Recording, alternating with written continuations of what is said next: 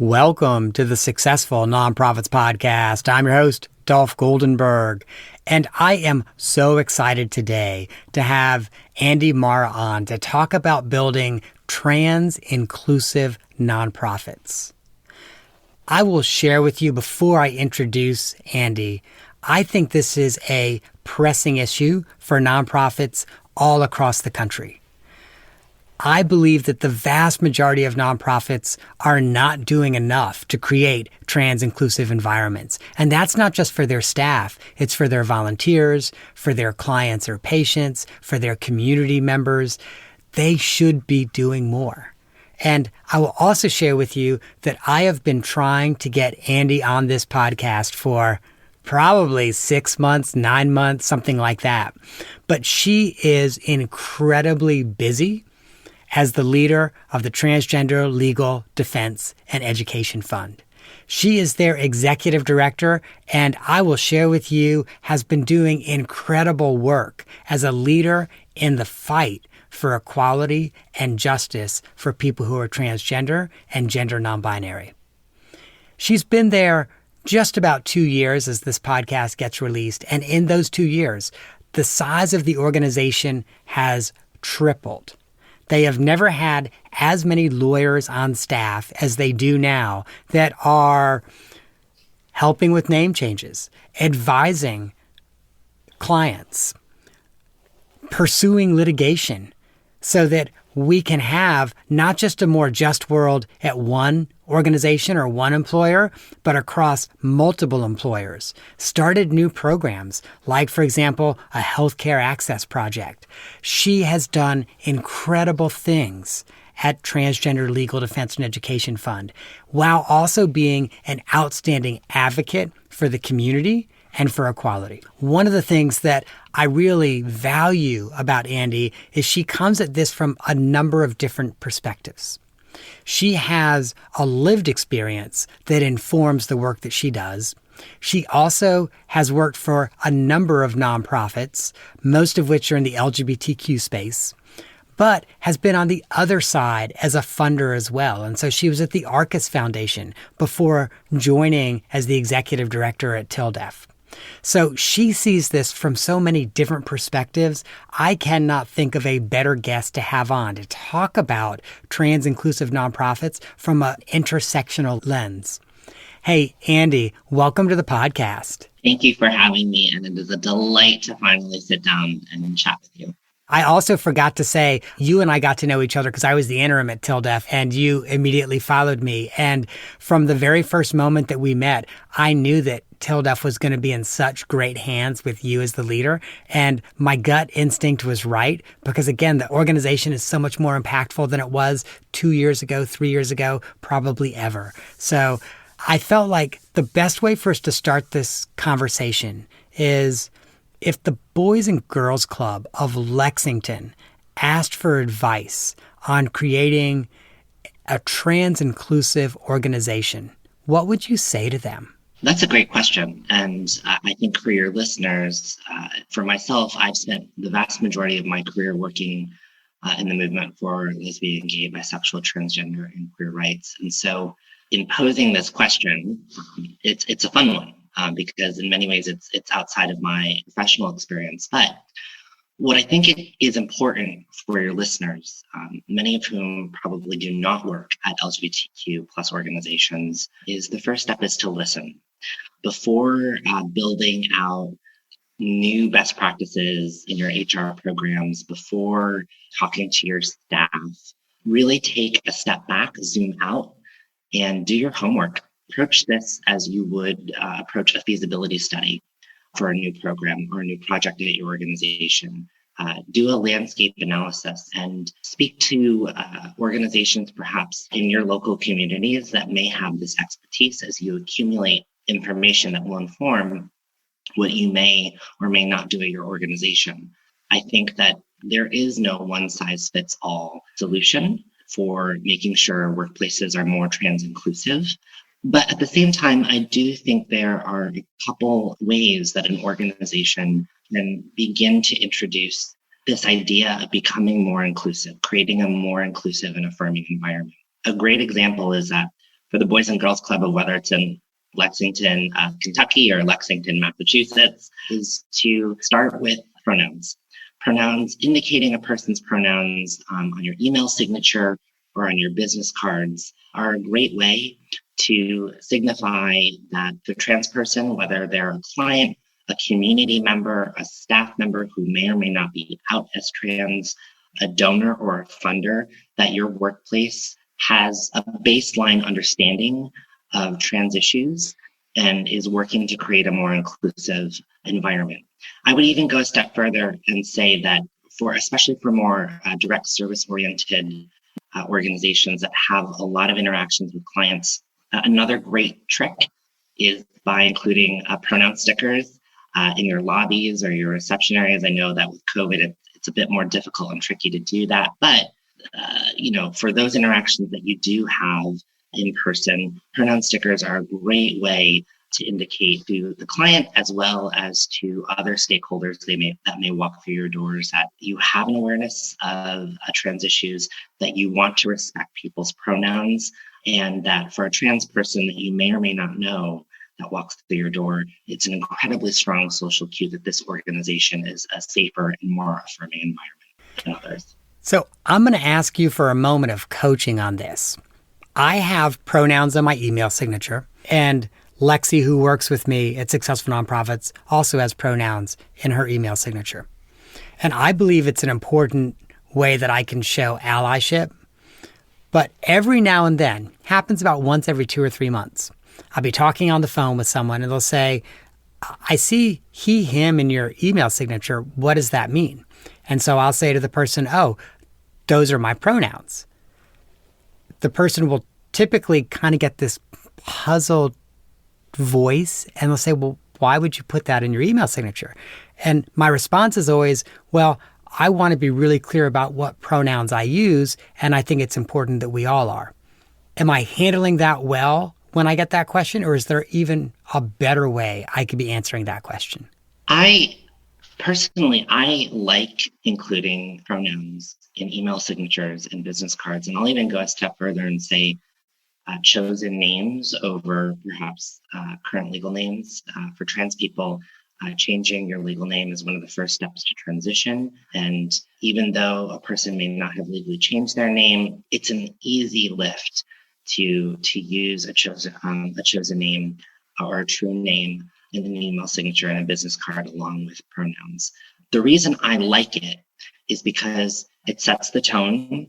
For many in the private sector, this is becoming a mandatory practice for workplaces because there is increased awareness and understanding for the need to create more inclusive workplaces, especially for transgender people. And I would say that it's also growing in the nonprofit sector as well.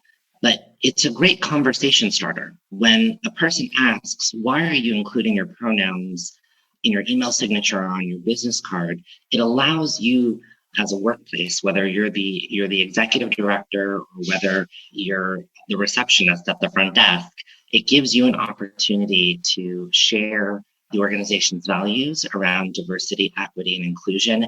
And it also gives you an opportunity to articulate the organization's commitment to creating a safer and more inclusive workplace that does include transgender people who do need to state their pronouns. And also it puts the burden on non-trans people to also share their pronouns as well. So it sounds like I could be going a step further and actually say to that person who asked me about it as the follow-up, this is part of how I demonstrate that my consulting practice is inclusive of people who are trans and gender non-binary, and I think we should all be doing it. I think it's a great icebreaker. For someone who asked the question, it is a great opportunity for the organization to not only talk about its mission, but also talk about its values as they relate to serving not only the community, but also the issues they champion, and also the kind of staff, volunteers, and donors and funders that they want to be involved and invested in their work. I'll share with you, Andy, the first time I got that question, I was actually thrown a little off guard because sort of like you, I do so much work in the LGBTQ community. The first time I got it, I was sort of like, what do you mean you have a question about this? And that's when I thought, oh yeah, I need to figure out how I'm going to handle this question. And now I do get it maybe 6 times a year. And I do think that we are in a moment in the nonprofit sector where we're on the cusp of change, where there is a transformation happening in the nonprofit sector, and more nonprofits, including places like the Boys and Girls Clubs of the world, are showing up and using small and big cues to indicate their commitment to creating workplaces that affirm everyone. So after nonprofits have done their homework and really looked internally, and they're starting to look at some of these policies, and so pronouns and names are among those. Are there other policies that organizations should be having conversations about? I think there's probably 2 ways that we can break this down. One is for organizations that have physical workspaces, and the other is organizations that perhaps don't. So let's start with organizations that have office space or workspace. Something that is becoming increasingly significant, not just for the workplace, but also in municipalities and jurisdictions across the country, is the question around public accommodations, specifically restroom facilities for transgender people to have access to. Where I live in New York City, there is a requirement for there to be an all-gender restroom in public accommodations across the city. Whether you're at a restaurant, whether you're at a movie theater or a bank, there should be an all-gender restroom available on site. And the beauty behind all-gender restrooms is that it doesn't just create a matter of physical safety, or doesn't help increase the physical safety for trans people in being able to go about their business, but it also is incredibly important for parents who have children and need to take bio breaks with their children. And it's also incredibly helpful for folks with disabilities. And being able to have not just an all-gender restroom, but also an ADA-compliant restroom. So there's a multitude of utilities for having an all-gender restroom in the workplace. It's a pretty straightforward, I think, practice. If you outright have space that has restrooms, consider converting them into being all-gender restrooms. And that could be as simple as replacing the signs and indicating that these are all-gender restrooms. It's especially easy, too, if they are single-stall restrooms. And then the second question or point, if you are working in a building, other tenants that has, a set of bathrooms for a multitude of tenants, ask your landlord whether or not they have all gender restrooms available in their facility. And if they don't, ask them if they are up to code, depending on the jurisdiction that you live in. So for instance, beyond New York City, there are other cities like Washington, D.C. that have this requirement in place to ensure that trans people and other people across the spectrum of identities have access to that public accommodation. And I will also say that organizations can be creative with their signage for all gender restrooms. And I just want to give one example and see if you've seen any really creative signage. But in the LGBTQ community center in the town I live in, Atlanta, Georgia, they're all gender restrooms, and all the restrooms are all gender. Their all gender restrooms have on the door an icon of a toilet, and below it says y'all. Yes, I've seen a variety of signs that indicate that it's an all gender or a single stall restroom.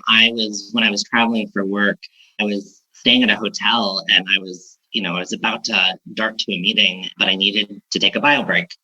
And I was in the lobby, and I found the restrooms that were available in the hotel lobby area, and they had a all gender restroom sign on their door. And it's surprising to see how this practice is being adopted, not just in the nonprofit sector or specifically among LGBTQ plus organizations, but across all sectors in the country to make sure that they are creating environments where people feel safe and affirmed in their identity. And I will say, I would not hold this up as a best practice, but I saw some very interesting signage at a restroom in a hip restaurant in Phoenix.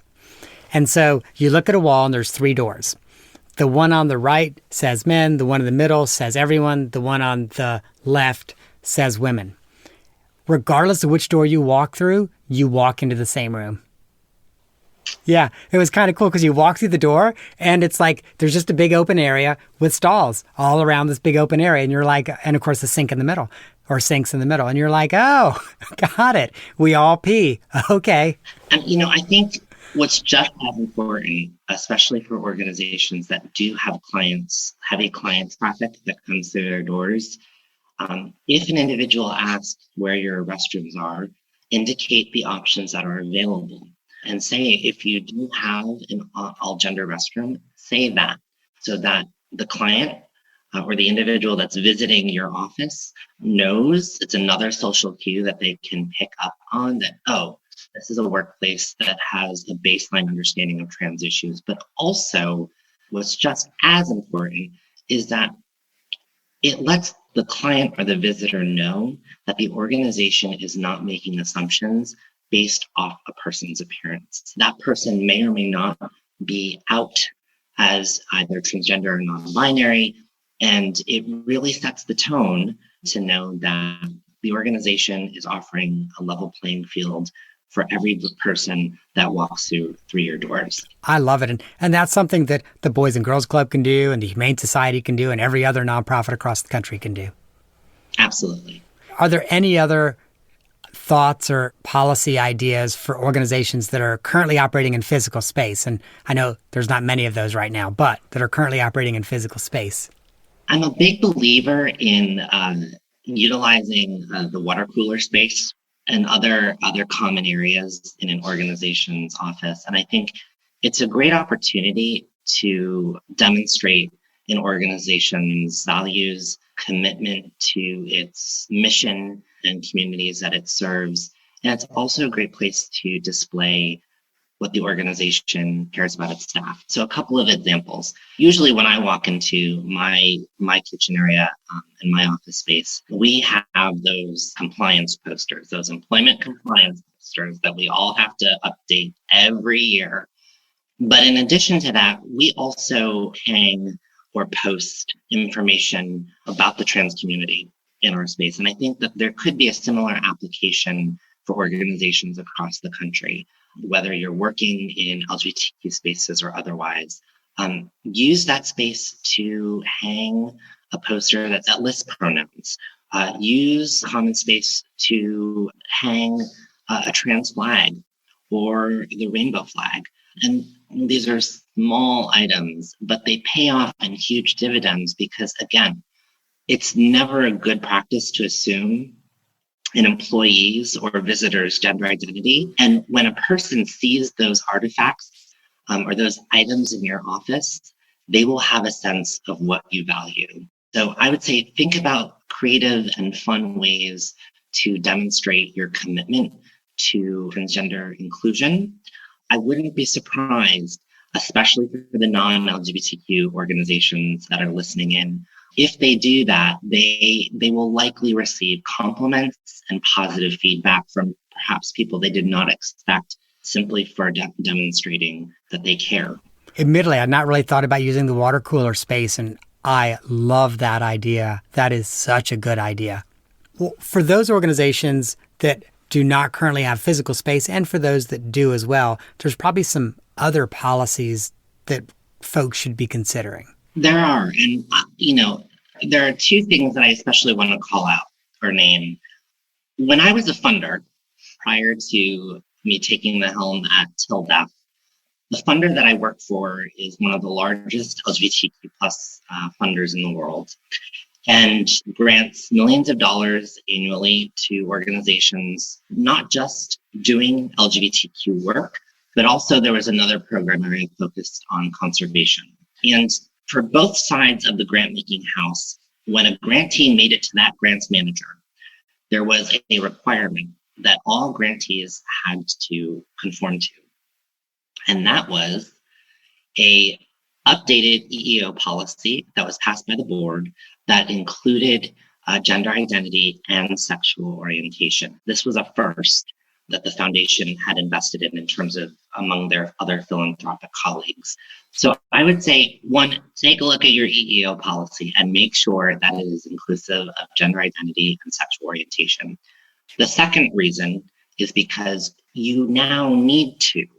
So a few months ago in June, there were 3 cases that made it to the Supreme Court, and they were focused on whether or not lesbian, gay, bisexual, transgender, and queer employees could be fired based off of their sexual orientation or gender identity. And in a 6-3 ruling, the Supreme Court delivered the opinion that it was illegal under federal law to deny a person or to fire a person from a job because of their sexual orientation or gender identity.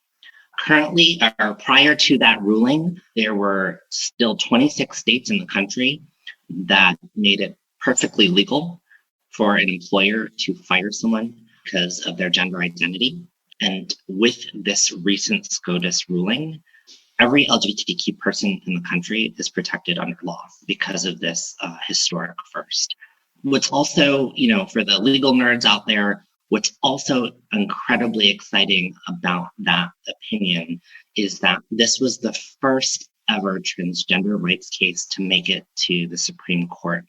And what makes it even more exciting for me is that there were transgender lead attorneys that stood before all of the justices and argued this transgender rights case. And the third exciting reason is that this ruling would not have been possible if it weren't for the Civil Rights Act of 1964. So as a social justice leader, I love to name that because the rights that have been affirmed by our nation's highest court would not have been made possible if it were not for the folks that came before us, particularly those that worked in the civil rights movement in the 1950s and the 1960s. Andy, you just made the hair on my arm stand up. I'm bald, so I have nothing on my head to stand up, but you literally just made the hair on my arm stand up.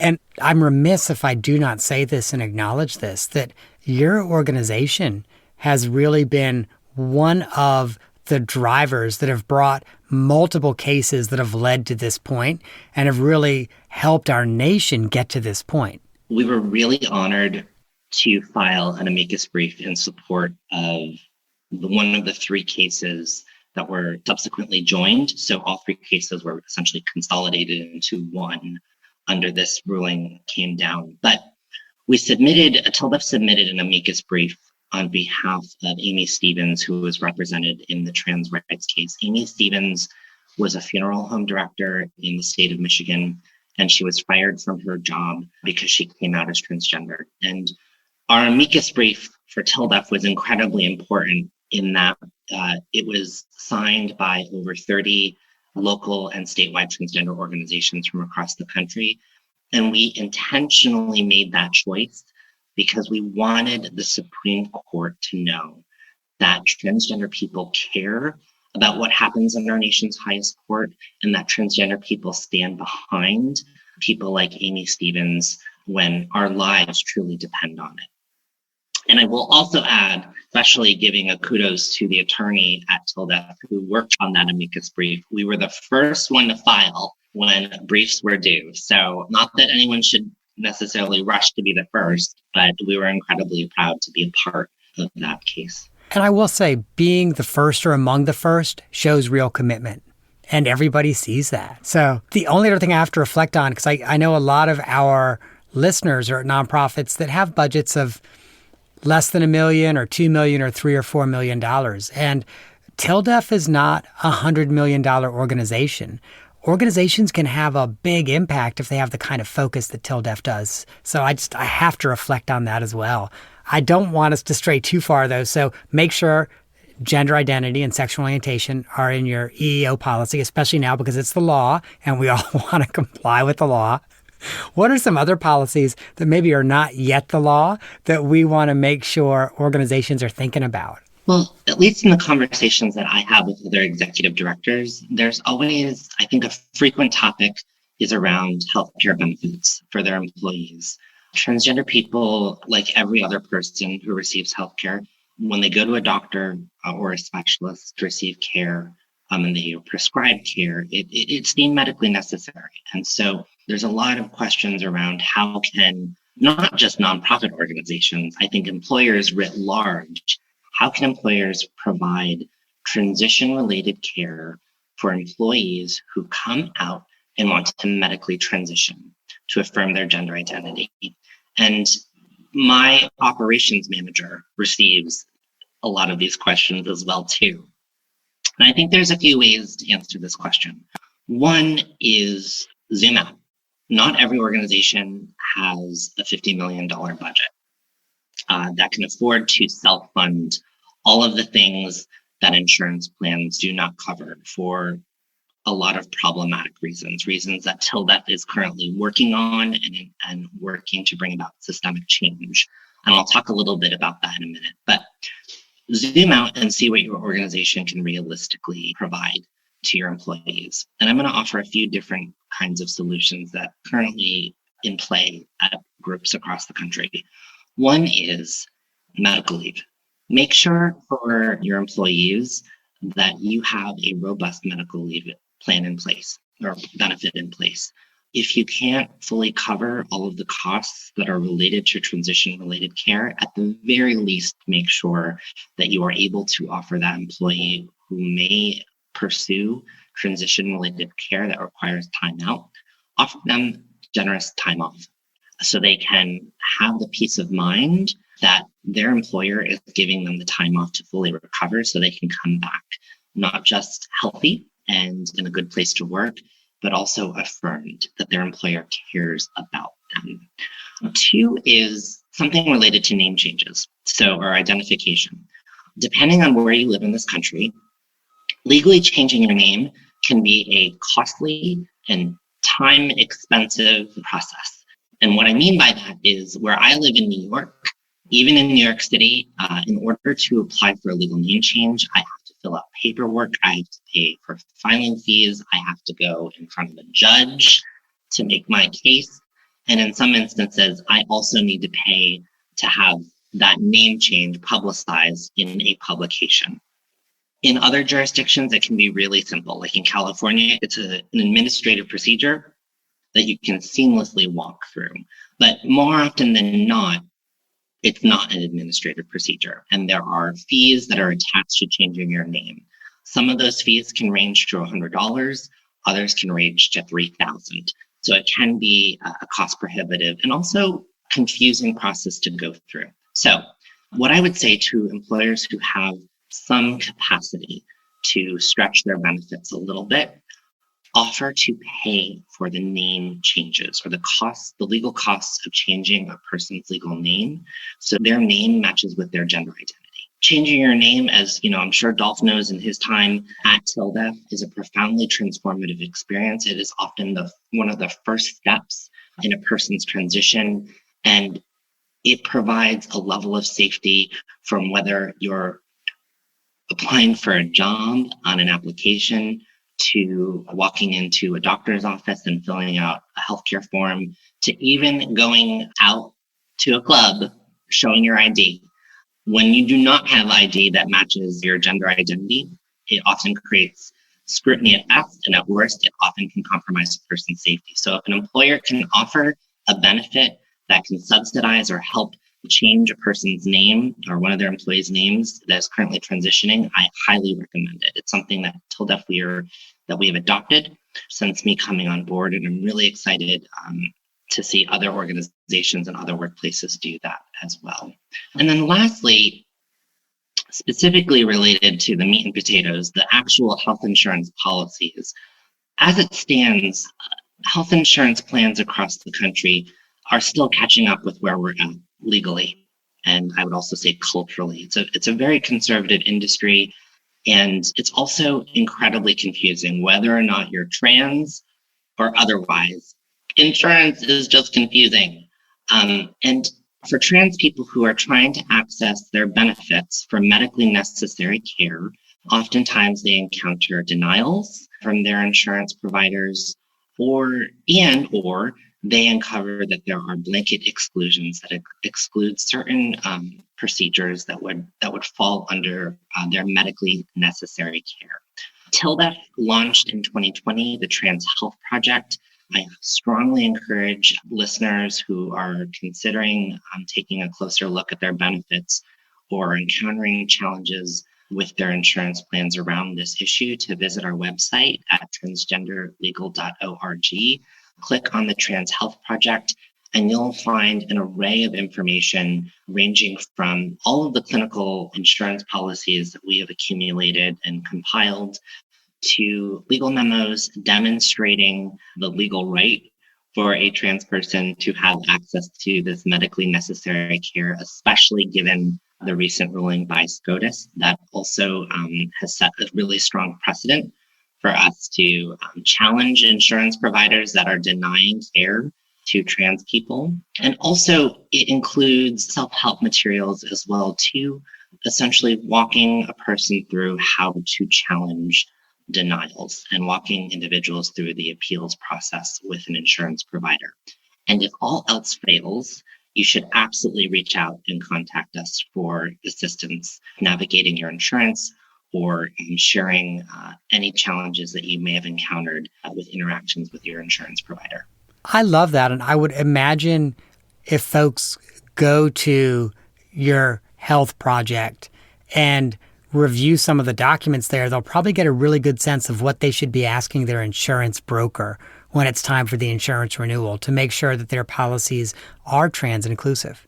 Absolutely. And, given the recent SCOTUS ruling, we have certainly set our eyes to making sure that because we have this momentum and we have the wind in our sails, we're making sure through the Trans Health Project that both public and private health insurance plans nationwide eliminate all of these exclusions that employers grapple with on a daily basis. That is so awesome because across our country, health insurance is a patchwork. So every state kind of gets to decide what their health insurance rules are going to be. And some states now have even been allowed, as you know, by the current administration, have even been allowed to really water down what the bare minimum policy should look like. And I'll even take it a step forward for those EDs or operations directors or HR directors that are listening. It's not easy for nonprofits, especially small nonprofits, because we fall under the small group plans, right? And so our goal with the Trans Health Project is to make sure that whether you are a large employer that exceeds more than 100 employees, or you are a small group employer that is under 100 employees, everyone has equitable access to the care and coverage that they deserve and that they pay for. TLDEF is doing great work, and this is another example of the ways that you're doing great work. Thank you. Andy, I want to be respectful of your time. We're just actually about to go over the point at which I promised you that we would stop, but I'm going to break that promise because I also have to ask you an off-the-map question. You are a civil rights leader and an advocate, but everyone is so much more than just what they do as part of their vocation and their career. So I want our listeners to get to know you just a little bit better. And because we know each other pretty well, I know that you're also a writer. And so I'm hoping that you'll share with our listeners a little bit about your writing practice. So in 2008, I was working in the LGBTQ plus movement. And it was at a time when the fight for marriage equality was at its peak. And it was around the time when there was the legal challenge for Proposition 8. And it was also around the time when there were a string of anti-transgender deaths. And to be frank, I was burnt out. I was traumatized and I was burnt out. Where I was working, I was traveling 2 or 3 times a month at any given time, assigned to matters or cases to support. And it was incredibly stressful. So I made myself a cliche New Year's resolution that I would carve out time for myself for a practice that was selfishly about me and just about me. I landed on writing. I remembered as a child that I used to love to write silly, goofy stories. And I figured, well, maybe I'll give this another go and see if this is a simple practice that I can pick up that takes me away from all of the terrible and difficult stuff that I have to work on a day-to-day basis. And from there, it blossomed into this practice of writing essays. So I've always dreamed and aspired to write a full-on manuscript, and perhaps that will happen one day. But to make my writing practice sustainable, I landed on writing long-form personal essays. And it started with me writing an essay about traveling back to Korea. I am a Korean adoptee. and searching for my family in Korea.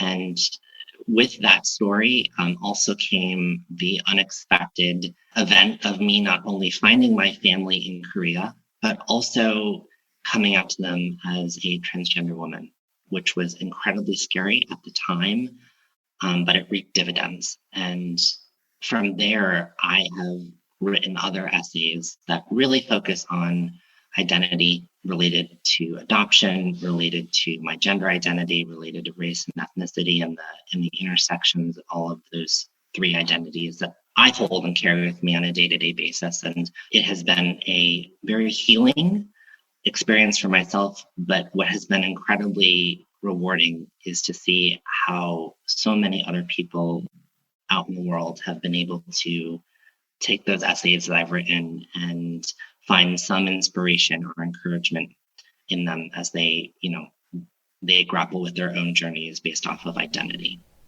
Thank you so much for sharing that. And I know your writing practice has been powerful for you personally. I also feel that part of what you're saying to folks is make sure you have some practice that helps you take care of yourself and helps you be you. I think especially now with all of the challenges that nonprofit leaders are holding, it really feels like the world has fallen on our heads. And especially for advocacy organizations or social justice organizations, this is an incredibly difficult time to navigate. And I would say it is just as important to find some time for yourself to release the burden and the weight and come back to the work even more refreshed and to keep your well replenished so you can continue to fight the good fight. Absolutely. Andy, thank you so much for joining us today. I want to make sure our listeners know how to both get a hold of TLDEF, but also take some of these next steps that we talked about. And so they can go to transgenderlegal.org. There, you listeners can check out the Health Project, so you can start to work on that. You also, by the way, can check out their name change project, whether you're interested in a name change or you just want to know more. By the way, it's a really cool project, multiple states. Also, at transgenderlegal.org, I would strongly recommend that you sign up for their action alerts. You will get alerts both on, hey, you can help us by doing X, Y, or Z, but you'll also get good news in your email box, like, ooh, we won at the Supreme Court. And it always makes my day when I get one of those we won emails from TLDEF. So listeners, thank you so much. And Andy, thank you so much for joining us today to help our listeners understand how they can build more trans-inclusive organizations. Thank you for having me. It's been a pleasure. Listeners, if for any reason you are not able to write down transgenderlegal.org or remember that, and the reason is probably because you're right now looking through your employee handbook to see whether or not gender, identity, and sexual orientation are included in your EEO policy, don't worry. You know you can go to successfulnonprofits.com and get the link to Transgender Legal Defense and Education Fund. And listeners, if you liked this conversation with Andy Marra, I would suggest that you listen to two other episodes. Episode number 61, Engineering Equity into Your Organization with Daria Torres. And then episode number 167, DEI, Leading by Example with Jermaine Guillaume. So again, if you liked this conversation, check out these other two episodes. It will be worth your while.